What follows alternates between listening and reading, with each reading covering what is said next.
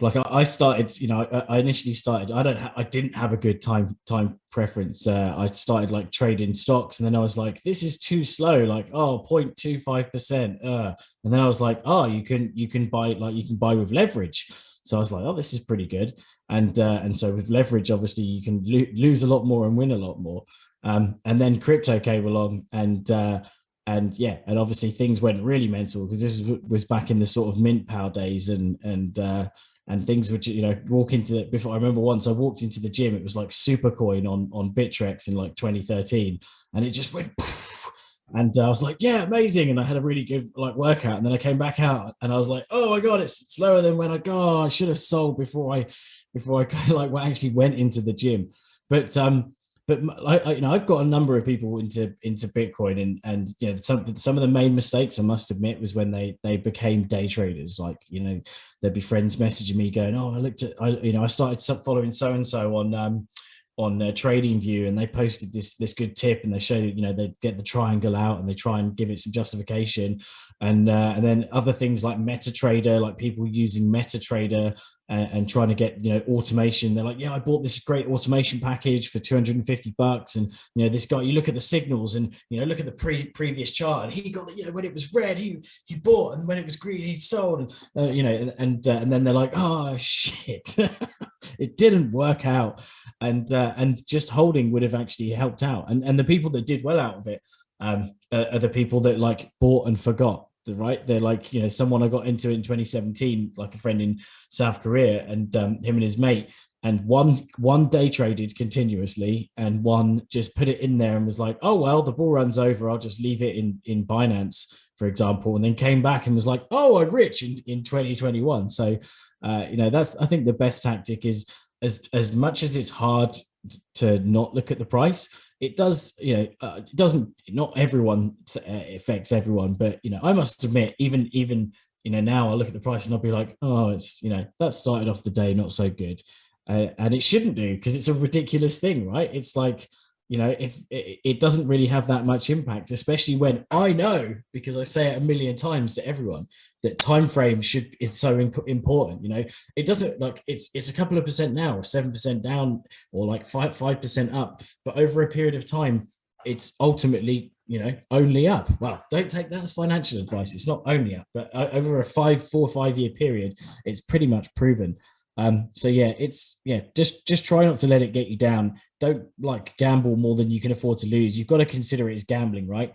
If you put your money in the machine, if you think about it like this, not with Bitcoin's more solid, but if you're gonna play with fire with shitcoins, think of it as putting your money in the machine or on the roulette table, and you are likely to lose. But if you win, try and cash out into Bitcoin and hold it. Can I quickly comment?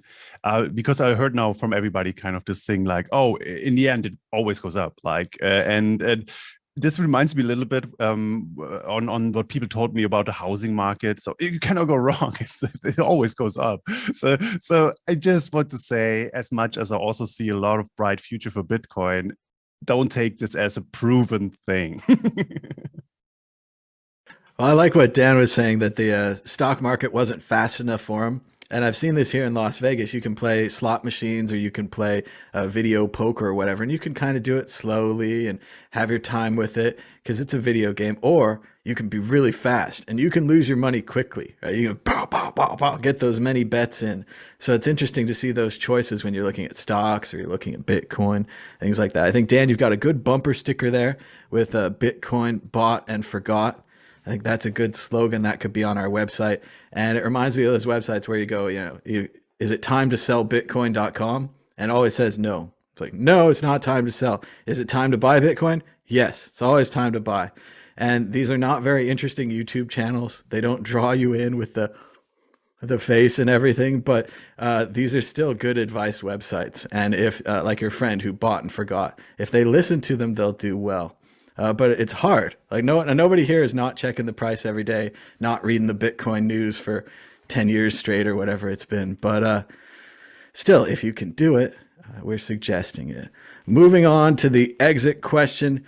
What about Bitcoin? Do you still recommend it to your family and friends? When your friends buy the top and sell the bottom, when your friends go to Coinbase to buy Bitcoin and come back with Litecoin because it was cheaper, when your friends get into Bitcoin and then trade it all for some NFT, is Bitcoin a good thing? Do you have more horror stories of people who used to be rich and now are poor thanks to you? Or do you have great stories of people who bought the bottom and sold the top and love you now?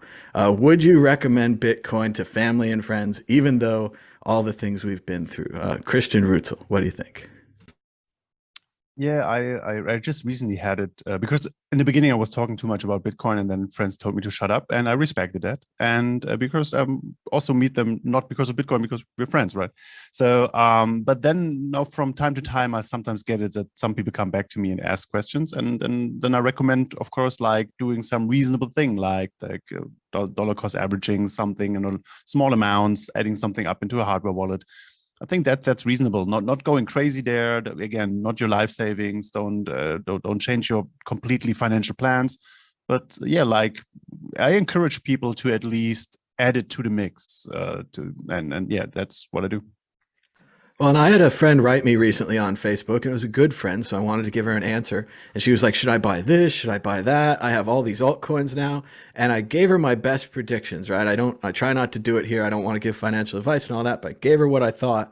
And at the same time, I feel like I should have put something on it where it's like, act on this advice within 2 days, or the market will completely change and you'll be FOMOing or you'll be hating me or whatever it is, because things were down then. And if she'd listened and bought all the things and structured it or whatever, it would be up now. But what probably happened is she didn't act immediately, because I'm not giving professional advice, nor do I want to. So she let it drift by. And then, of course, the market confirmed some of the things I said. And now she's probably kicking herself for not buying it. So once again, what good is it to give people advice if they don't act on it immediately? And if they do act on it immediately, the opposite will happen. The market will go down. You'll be a dummy. They'll be mad at you. It seems just very stressful and dangerous to advise people about Bitcoin.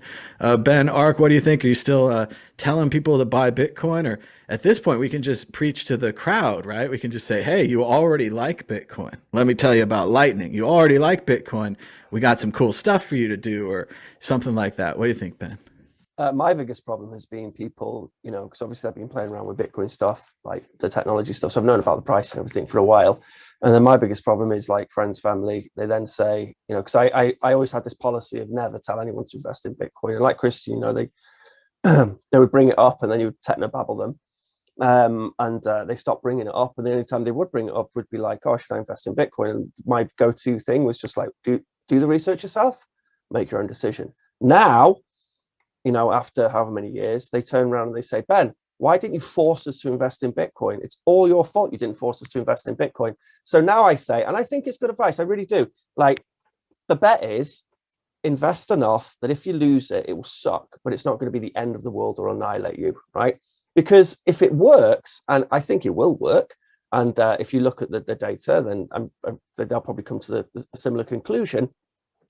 If they invest enough that it's going to hurt, put in a hardware wallet, wait 5 years, then looking at everything which has happened in the past history of Bitcoin, that they should do well from it. Okay. And if they do well from it, that will go a significant amount, and it will be a significant amount of money for them, particularly if they invested that type of money, like a big chunk of change. However, it could drop to zero. The whole thing could come crashing down, and it'll be this crazy, weird experiment, which, I don't know whether they'll still be doing this show. Maybe we will, just for a laugh. But it's always possible that could possibly happen. But if that does happen, then it's not the end of the world. You'll be pretty sad by it, and it'll be one of those regrets to add to the little basket of regrets. But you'll get over it. 4 or 5 years, you'll be able to earn that little bit of cash back, that little lump sum which you had. I just think it's a good bet. Buy that much, put it in a hardware wallet, do not touch it, wait 5 years.